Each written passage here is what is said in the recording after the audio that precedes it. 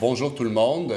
Donc, merci beaucoup d'être avec nous ce matin à cette conférence de presse sur la tendance du gouvernement à soustraire certains projets de développement aux évaluations environnementales pour accélérer leur réalisation, incluant l'exemple de Nordvolt. Donc, merci d'être aussi présent, d'être en grand nombre avec nous ce matin. On a prévu 4 allocutions pour une durée environ de 45 minutes. Donc, nos porte-paroles seront disponibles pour répondre à vos questions après la conférence de presse, donc environ 45 minutes.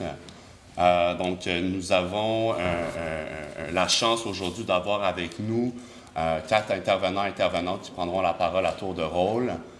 Nous avons donc Alissane Simard, directrice générale de Nature Québec. Nous avons également Marc-André Viault, donc directeur des relations gouvernementales chez Équiterre. Nous avons également, we have with us Chief Montour du Conseil Mohawk de Kahnawake, from the Mohawk Council of Kahnawake, et Jacinthe Villeneuve, représentante du Comité d'action citoyenne Projet Nordvolt. Alors, permettez-moi, avant de céder la parole, de dire un petit mot. Donc, tous les groupes ici souhaitent reconnaître que nous nous trouvons à Tiohtià:ke, territoire traditionnel et non cédé de Kanien'kehá:ka, la nation Mohawk. We have the pleasure to have Chief Montour with us today. His nation was, is, and will always be the keepers of the water in the land of Tiohtià:ke. Thank you, Chief Montour, for being with us today. Alors, sans plus tarder, without further ado, je cède la parole à Alissane de Nature Québec. Merci, Charles. Alors, bonjour tout le monde. On est réunis aujourd'hui ici pour demander au gouvernement du Québec de changer d'attitude en matière de développement industriel fait au nom de la transition énergétique.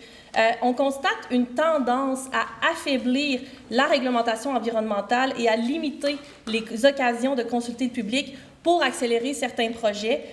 Cette tendance lourde, elle ne date pas d'hier, elle prend même de la vitesse. Et le projet de Nordvolt, c'est un exemple qui est flagrant, mais il y a plusieurs projets qui ont profité de raccourcis et d'assouplissements permis par ce gouvernement.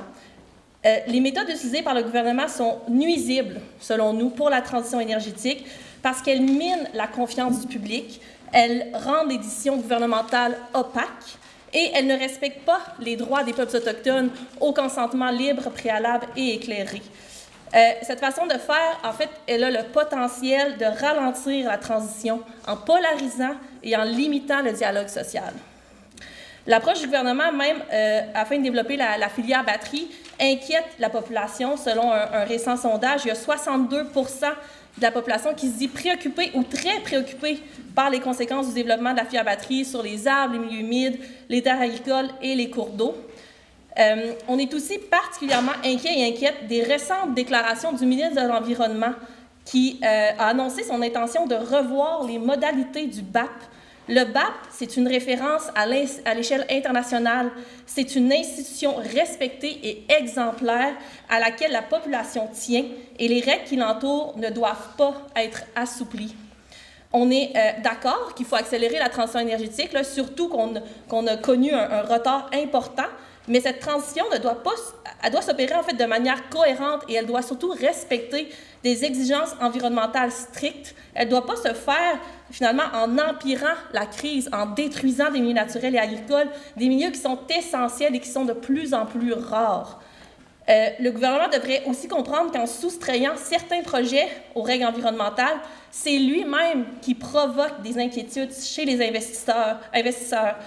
Une réglementation environnementale claire qui s'applique à tous les projets de façon équitable, c'est le meilleur moyen de créer de la prévisibilité. Le manque de transparence dont fait preuve le gouvernement autour des projets industriels est, selon nous, critique.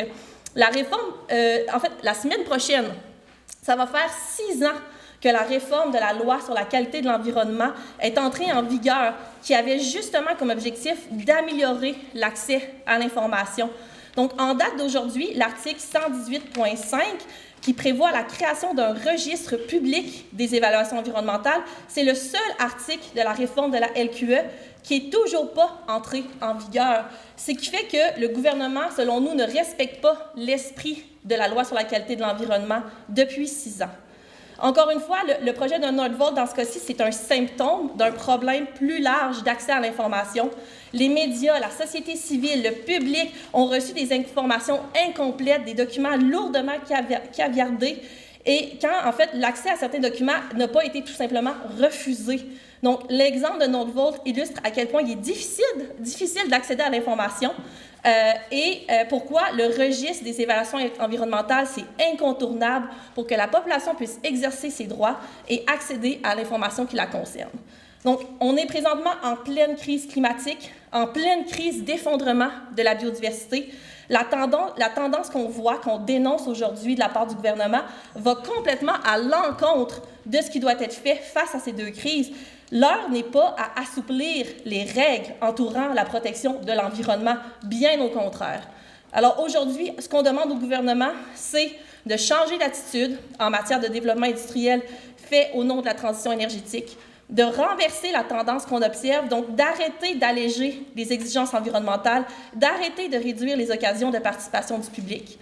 On rappelle qu'on demande au gouvernement d'assujettir le projet de Nordvolt à une évaluation environnementale indépendante, d'arrêter de faire du clientélisme et de prendre des décisions à la pièce, derrière des portes closes, avec en tête uniquement les gains à court terme, de ne pas affaiblir le BAP et de reconnaître sa contribution au dialogue social, à l'amélioration des projets et au bien-être de la société en général, de respecter les processus démocratiques, d'être transparent et de travailler à rétablir la confiance du public, de mettre en ligne le registre public des évaluations environnementales prévu à la loi sur la qualité de l'environnement, de voir la société civile, le public et les médias comme des alliés dans l'évaluation des projets et surtout de respecter en tout temps le consentement libre, préalable et éclairé des peuples autochtones.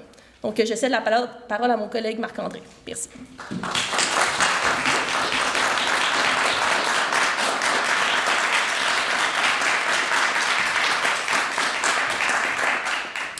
Merci. Merci, Alison. Pas mal tout a été dit. Je vais essayer d'être quand même original. Mon nom est Marc-André Viault, je suis directeur des relations gouvernementales chez Équiterre. Si on est ici aujourd'hui, ce n'est pas pour s'opposer à un projet, c'est pour demander au gouvernement d'arrêter de jouer dans la réglementation environnementale et dans les mécanismes de consultation publique à sa guise. Les Québécois et les Québécoises sont préoccupés par l'impact de la filière batterie sur la nature. On le voit dans les données de sondage qu'on dévoile aujourd'hui. Ce n'est pas en causant de l'incertitude sur le type de réglementation applicable ou en excluant les gens de la discussion, comme on peut avoir dans un BAP, par exemple, qu'on va rassurer la population. Les gens veulent participer à la discussion sur le développement de notre territoire. Il ne faudrait pas avoir peur de ça. Il faut encourager la participation publique et c'est ce qu'on demande au gouvernement. Mais ce n'est pas la première fois que le gouvernement sacrifie l'environnement pour lui permettre de tourner les coins ronds. En 2020, c'est le Conseil du Trésor qui a passé le rouleau compresseur sur la réglementation environnementale et les mécanismes de consultation publique avec la loi sur l'accélération de certains projets d'infrastructure. On a fait ça au nom de la reprise économique dans la foulée de la COVID, mais quand on a enlevé les restrictions liées à la pandémie, on a pris bien soin de conserver cette loi-là. Cette loi, on doit la subir jusqu'au 31 décembre 2025, mais elle va se faire encore sentir après cette date-là. Pourquoi? Parce que les projets inclus dans cette loi-là et qui sont initiés avant l'échéance de la loi peuvent être menés sous les conditions de cette loi-là pendant les années qui vont suivre. On pouvait, dès ce moment-là, commencer à déceler un pattern d'action de la part du gouvernement. Parce que la révision du règlement sur l'encadrement des activités en fonction de leur impact sur l'environnement, le REAFI, avait déjà au préalable mené à un affaiblissement réglementaire. Le REAFI de 2020, déposé avant la loi sur l'accélération des projets d'infrastructure, soustrait plusieurs catégories de projets de moindre envergure à l'obligation d'obtenir une autorisation ministérielle en échange d'une simple déclaration de conformité. Donc, après l'adoption d'un règlement allégé, on en a rajouté une couche supplémentaire d'affaiblissement réglementaire avec la loi sur l'accélération des projets d'infrastructure. Le BAP est lui aussi passé dans le tordeur de la loi sur l'accélération des projets d'infrastructure. À l'article 38 de la loi, on remplace consultation publique par consultation ciblée dans le modèle d'avis prévu au règlement. En gros, on limite le BAP à un type de consultation qui a une portée moins large. En plus de ça, il y a une tendance à soustraire certains projets à un BAP en invoquant des motifs d'urgence, alors que la nécessité de ces projets-là était, dans la plupart des cas, connue depuis des mois, voire des années. Ce qu'on constate chez le gouvernement, c'est un manque de planification et de proactivité qui ne correspond pas aux critères de l'urgence prévus par la loi. Et au final, c'est l'environnement qui en paye le prix. Je terminerai en disant que seulement en 2023, le ministre de l'Environnement a soustrait 5 projets à un BAP. Dans tous les cas, la nécessité du projet était identifiée depuis près d'1 an ou plus d'1 an. Ça aurait dû être prévu par le titulaire de l'autorisation environnementale, le cas échéant. On parle de projets de sites d'enfouissement, de lutte à l'érosion côtière et de routes. Je pourrais vous donner les détails des projets après. Le Conseil des ministres aurait intérêt à faire avec la réglementation environnementale et les mécanismes de consultation publique existants plutôt que d'essayer de les contourner. En ce moment, le gouvernement crée de l'incertitude pour les citoyens et les entreprises, il mine les institutions existantes et il diminue l'acceptabilité sociale. Chief Montour, over to you.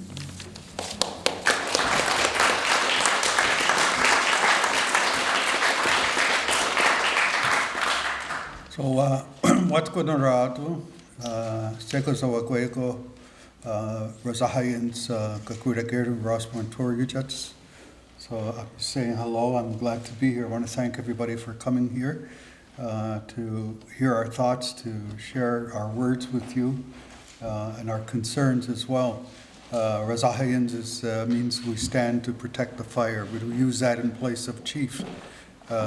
Because if I said chief en français, it's the boss. Okay? The boss. Who's the boss? And that's not our conception of what leadership is traditionally. I'm going to just share something with you that has to do with how one of my roles is the lead for Indigenous Rights and Research portfolio at the Mohawk Council, and in that role sits what is central to that role, the consultation committee to deal with matters related to the duty to consult. And I'll share something with you that about my life. Nearly 70 years ago, the St. Lawrence Seaway project began. And that was the year I was born. So over that period of time, I've had occasion to think about the impact of different kinds of projects, cumulative impacts on the environment, which in turn impact on our lives. So we start with all of our meetings, we start with, it's called Ahandakari Wedekwa. And literally that means the words that come before all others. I don't want to just share, I'm not going to do the whole address, but I want to share this with you. Kanchukwa zawada hunsiaskan, nigari wesa, nigari handagara wedekwa, ungwara hetstu, agwego aska diri winuni, ungwat nigunra, dalunde tunu rado, ngwa suha, tonio tahakni, ngwat nigura. Okay, and really we start out by greeting the people. So Gwasoha is the people. It's not Gwahoe or just my people, it's the people. So here we are, a group of people, and we're beginning this conversation. And one of the things that is a central part of my own approach to duty to consult has been an approach to decision making which is based on traditional Mohawk values or Iroquois values. And a long time ago I had spoken with an elder, and he said, the things that we have to take into account when we're thinking about decisions is we have to take into account the potential impact of our decisions on the peace. The Iroquois people live under something called the Gayinaragoa, the Great Law of Peace. But peace is not just about the absence of war, it's about relationships. And sometimes relationships are between you and me, they're also about everything around us. Because the next thing we have to take into account is the impact of our decisions on the environment. Okay? And we are a part of that environment. Okay? And the last thing you have to take into account is the potential impact of your decisions on the faces, some people say, that are still in the earth, or the faces yet to come. Some people say 7 generations. And if you can't meet that basic criteria, then you need to really think about the kinds of decisions you're making. Okay? Now, this was something that we weren't doing in the duty to consult before. Okay? But I felt it was important. This is something that I've been thinking about for a good portion of my life. What is the meaning of those words?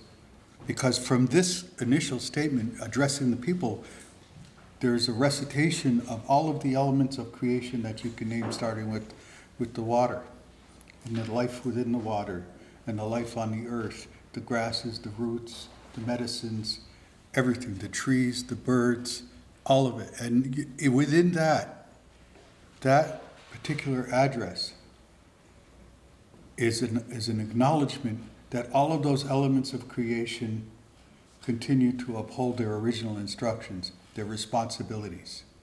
Okay? And I take it from the perspective of someone in leadership who deals with duty to consult matters as being, my biggest right is my responsibility. Is my responsibility, my custodial responsibility to the environment. And we look around and we see the impact of human interaction with the environment, which is too often solely about what we say, awista, money. Okay? Boardrooms. We have this discussion and discussions about ports, major projects, Northvolt. Okay, so I want to talk about Northvolt a little bit. Northvolt, the company, came to us for the first time. It came to the Mohawk Council of Kahnawake and addressed us rather informally. It was just a gee whiz, here we are, this is a wonderful project. You know, we're the state of the art in terms of recycling of batteries, lithium batteries for electric cars. And one would think, well, that's a good thing, right? Say, green economy. But beyond the recycling of the batteries, which would seem to be a good thing, is the fact that there is no consultation. They didn't come to have exercise the duty to consult with the Mohawks of Kahnawake, or for that matter, any other Indigenous nation that I'm aware of. They simply said, here we are. So the wetlands that they're talking about is a wetlands that the Consultation Committee for the Mohawk Council of Kahnawake had done a consultation with in 2022. At that point in time, the landowner was looking to have a housing development. So there was the wetlands, and he applied for a permit to be able to cover over the wetlands, to destroy the wetlands to develop a housing project. Okay? And we were shocked because normally speaking, when we're dealing with the Ministry of Environment of Quebec, my view is, our view is that they're in the business of issuing permits. All you got to do is give a certain amount of money to a fund which is aimed at zero net loss of wetlands. But let's bear in mind that of all the millions of dollars that fund has accrued over the years that it's existed, less than 3% of that has gone to actually creating net zero loss. Okay? Now, why should we? The province of Quebec denied the application of the developer for a housing project. Same person who drafted the report that resulted in the denial of the permit came up in the injunction case. And when the permit was issued for Northvolt, that to me is about money. It's not about, you could say you have a ministry dedicated to the protection of the environment, and you're going to destroy a significant wetland in the region. Somebody said there was a land acknowledgement about our role for Tiohtià:ke. Tiohtià:ke is Montreal, okay? But our custodial responsibility, I'll put it that way, extends beyond Montreal. It's all along this river, the St. Lawrence River. That's the Richelieu River. At that site are endangered species. We have there 142 bird species, including 14 at risk or of special concern. There's also turtles, which are endangered, soft-shell spiny turtle. There's snapping turtle there. They're waiting on that particular part right now. A significant amount of that wetlands has already been destroyed, as you likely know. They're waiting for the turtles to wake up, I guess, so that they can be told that it's time to leave. Get out while you got a chance. Okay? So while we're talking about green energy and we're talking about all that stuff, we're not paying attention to all of the species that we interact with. Okay? I want to go back, and it's hard to argue against the idea of green energy. I remember the first time I took a ride in Tesla, the only time, was somebody who was on my council. And we took a ride, and so this is pretty amazing. I went and I bought a hybrid car because I believe in, doing something better for the environment than the country burning last summer. Okay, so we have an impact on climate.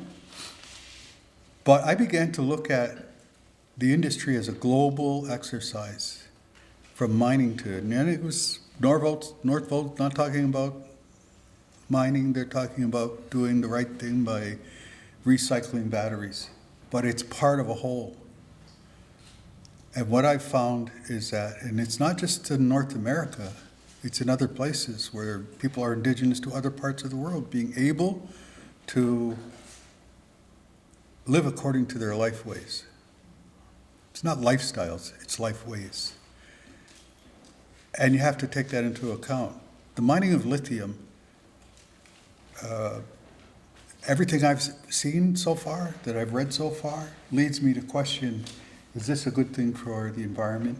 Is this a good thing for the peace? Is it a good thing for the faces yet to come?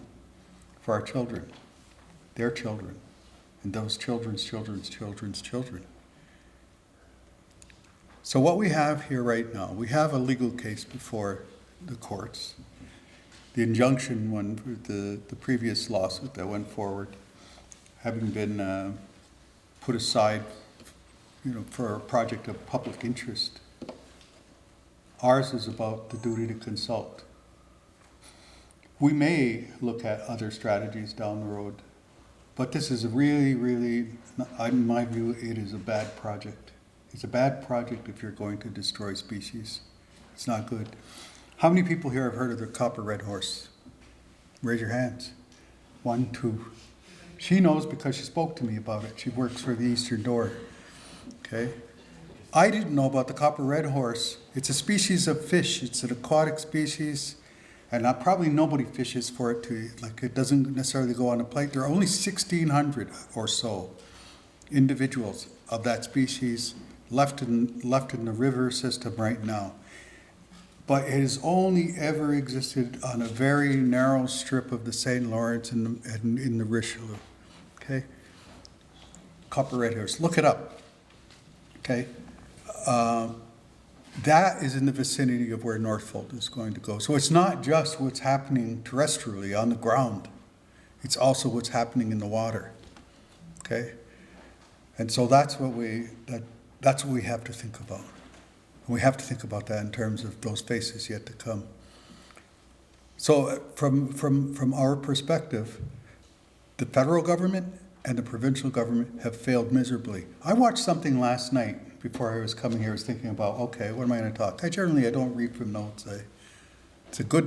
Maybe it's a bad trait. I don't know. I speak from the heart. But I watched Premier Legault defending the project and saying, oh, no, there's been all kind of consultation. And they specifically denied the responsibility or the duty to consult with us as Indigenous people. And he can point to those Indigenous nations who are considering involvement in the lithium mining industry. But those communities are divided. I watched something about the Cree in East Maine, James Bay, who've already experienced nigh on 50 years of disruption of the river system, the Churchill River, going back to the first hydroelectric dams. Okay? And they're concerned. They're concerned because the mining industry uses so much water, and that water goes back into and it's contaminated. And what impact is it going to have on their ability to sustain themselves as their ancestors have? Some people would say, including Jacques Chrétien, would say, well, that's romantic, that's nostalgic. You need to move away, move into the cities where there's economic opportunities. When is it going to end? So for me, when I think about the destruction of species, when I just think about cumulative impacts, I think about my lifetime, and I think about the fact that I have great-great-grandchildren. I straddle the middle of 7 generations, if you want to look at it that way, the 7 generations. I know who my great-great-grandparents were. I have a picture taken in the 1800s. I know who my great-grandfather was on both sides. Okay? I know who my grandparents were. I know who my parents were. I know who my children are. I know who my grandchildren are and my great-grandchildren. And that's what concerns me. Should concern all of us. Okay? So when we're talking about, the duty to consult, we're also talking things like FPIC, free prior informed consent. There's all manner of discussion in Canada now about the United Nations Declaration on the Rights of Indigenous Peoples. Very good. But what's passed is not really the United Nations Declaration. I addressed the Senate in my first term on council on the amendments to the impact assessment law. Okay? And I was asked by Liberal senators, all the Conservative ones left the chamber, en masse, a little bit of French. And I was asked the question, are you people looking for a veto on projects? And my response to them was, well, not essentially, but you have to ask yourself, is it ever going to be appropriate to say, this is not a good project? As a result of it, we were able to actually halt a project, which is the expansion of the Beauport in Quebec City. And that was on the basis, not on my hunting rights, not on my fishing rights, but on protection of the striped bass. We have to be concerned about this planet and what we share this planet with, and those parts of the planet, those elements of creation which sustain us and our future generations. That's the meaning of this to me. Quebec has refused to consult. The government of Canada failed the duty to consult, which it purports to uphold. Where does it stop? One of the things that I'm here for is because it's not just us, it's all of us. It's a Gwesuha, all of the people. Okay. Taniwanake.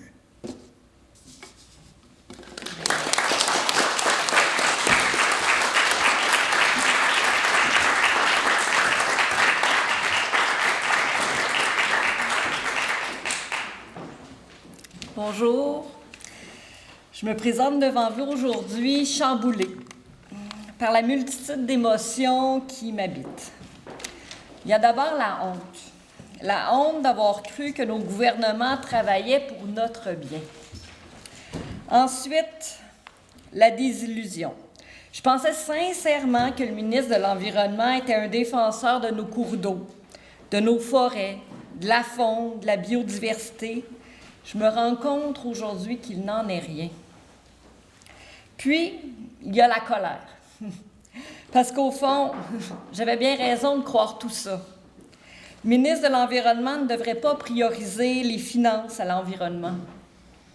Pourtant, c'est ce que M. Charette a fait en manigançant pour soustraire Nordvolt à une étude du BAP et en acceptant qu'une usine soit bâtie sur un terrain ayant une grande valeur écologique.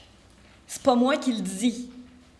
Une fonctionnaire du ministère l'a inscrit noir sur blanc dans un rapport d'analyse du terrain, avant que celui-ci soit charcuté pour l'arrivée de Nordvolt. Benoît Charette a finalement avoué ce qu'il avait pourtant nié à maintes reprises auparavant. Il a en effet contourné les règles du BAP pour accélérer l'installation de Nordvolt en sol québécois, Pour sa défense, il a affirmé qu'il n'avait pas le choix, qu'il nous fallait cette usine pour atteindre notre objectif de diminution des émissions de GES. M. Charette fait miroiter dans l'opinion publique que la voiture électrique est une panacée. Mais en réalité, croire que la voiture électrique est la solution magique qui va nous permettre d'atteindre nos objectifs est un mirage. Ce qui va nous permettre de combattre les changements climatiques, ce n'est pas une seule chose, mais plusieurs. Au lieu de croire au mirage, le gouvernement devrait plutôt nous orienter vers les vraies solutions pour réduire nos GES, la réduction et la sobriété énergétique. Un autre qui met tous ses œufs dans les mêmes paniers, c'est le ministre des Finances. M. Fitzgibbon ne devrait-il pas avoir le souci d'utiliser le portefeuille collectif de tous les Québécois avec soin? Est-il lui aussi aveuglé par la magie de la batterie? Ça fait des années que les compagnies pétrolières constatent qu'ils n'auront plus les coups des franges encore longtemps.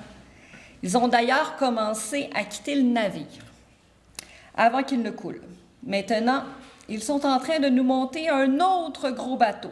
Il paraît bien, il est électrique, mais tout aussi polluant. Ce paquebot, qui s'alimente de produits chimiques fortement explosifs, pourrait voir le jour sur un terrain enclavé au cœur d'une communauté. Ce mastodonte, ils veulent le bâtir à côté d'une rivière, source d'eau potable de plusieurs milliers de personnes, le domaine du chevalier cuivré, une espèce protégée. Le terrain sélectionné, grandement contaminé par son passé, est à présent dénudé. Des milliers d'arbres qui prévenaient l'érosion ont été coupés. Son sol a été brassé. Des milieux humides, capteurs naturels de carbone ont été remblayés. L'usine de cellules de batterie Nordvolt, ce projet titanesque, glorifié par nos dirigeants, n'est malheureusement pas à l'abri des icebergs. Fonctionnelle depuis un peu plus de 2 ans seulement, l'usine suédoise de Nordvolt a été témoin de plusieurs incidents. Cependant, ça, il ne faut pas en parler. Tel que dénoncé par des employés à un journal local, la culture du silence qui règne au sein de l'entreprise. Chut! Il ne faut pas parler de ces 2 employés morts sur leur lieu de travail, ni de ce jeune homme ayant constaté à son réveil dans un lit d'hôpital avoir été amputé d'un bras. Chut! Il ne faut surtout pas, mais surtout pas révéler les conclusions de l'enquête. Ces vies ont été volées parce que Nordvolt n'avait pas respecté des normes de sécurité. Chut! Il ne faudrait pas révéler non plus qu'une plainte a été déposée contre ceux fabriquant la batterie la plus verte du monde, d'activités environnementales non autorisées. Ce n'était qu'un faible dépassement de la concentration de lithium dans les eaux usées traitées et le non-respect de conditions de stockage de matières chimiques. Il ne faut pas s'énerver avec ça, voyons. Comme il ne faut pas s'en faire avec les nombreuses plaintes de bruit nocturnes de citadins habitant près de l'usine de Suède. Est-ce qu'on veut que ça arrive chez nous? Cependant, oui, l'implantation de Nordvolt m'inquiète. Qui nous garantit que l'eau n'a pas été ou ne sera pas contaminée? Avons-nous conscience qu'un immense îlot de chaleur vient probablement d'être créé? Quelle étude nous prouve que cette usine aura réellement les impacts espérés? Rien. Absolument rien. Lorsque les fonctionnaires des ministères concernés sont venus finalement à notre rencontre, c'était supposé de se faire en novembre. Ça s'est fait fin février. Ils n'ont même pas été en mesure de nous rassurer. Contrairement à ce que l'on pourrait croire, le projet Nordvolt n'est pas 1, mais 3. Donc, faute d'analyser les 3 phases comme un tout, sur plusieurs aspects, la réponse était « Nous n'avons pas la réponse. L'entreprise n'a pas demandé de permis là-dessus encore. » Donc, actuellement, faute d'analyse du Bureau des audiences publiques sur l'environnement, un BAP, Nous ne savons pas quels seront les impacts écologiques, sociaux et économiques de Norvolt. Certains diront que l'usine de recyclage de batteries sera soumise au BAP. Oui, mais il s'agit uniquement de la 3e phase. L'usine sera pleinement fonctionnelle à ce moment-là. Les populations avoisinant les futures usines de Norvolt n'ont jamais été consultées. On s'est contenté de les informer de ce qui allait arriver. On leur a dit que pour éviter de passer en zone résidentielle sur la route fragile longeant la rivière Richelieu, un chemin temporaire serait bâti à partir de la route 116. Quand, en février, les camions pour le remblaiement, lourdement chargés de roches, se sont mis à circuler devant chez moi, une 30aine par heure, soit un camion aux 2 minutes qui fait trembler ma demeure, j'ai communiqué avec l'hôtel de ville. On m'a alors annoncé que le chemin temporaire promis sera inauguré en août 2024. Eh bien. Entre-temps, des camions lourds continueront de circuler sur une route fragile, pourtant interdite aux camions, sauf pour livraison locale. Quand je croise ceux transportant les milliers d'arbres coupés, des troncs ayant parfois plus de 80 cm de diamètre, de circonférence, diamètre, j'ai un pincement au cœur. Ça fait 6 mois qu'on demande des réponses qui ne viennent pas. Nous voulons savoir, mais on nous maintient dans l'ignorance. On nous ment. Comment pouvons-nous faire confiance maintenant? Quand on apprend que l'usine utilisera du nickel et du cobalt, 2 éléments chimiques pour lesquels aucune réglementation existe pour leur présence dans l'eau. Quand on lit qu'un feu de lithium hautement toxique et impossible à éteindre avec de l'eau a eu comme impact d'obliger des gens à se barricader chez eux plusieurs jours en essayant de couper le mieux possible les entrées d'air. Quand on découvre que des gens ont perdu la vie en essayant de gagner leur vie. Quand un quotidien nous rappelle que, comme contribuables, c'est nous qui paie pour que cette entreprise s'installe chez nous, c'est difficile d'être assuré. Aujourd'hui, je me présente devant vous déboussolée, désabusée. Ça suffit de gouverner les yeux fermés, de faire confiance aveuglément, de se laisser éblouir. Il faut agir pour le bien de tous et non pas uniquement pour se remplir les poches. Nous voulons une étude complète du projet Norvolt. Le temps presse. Merci.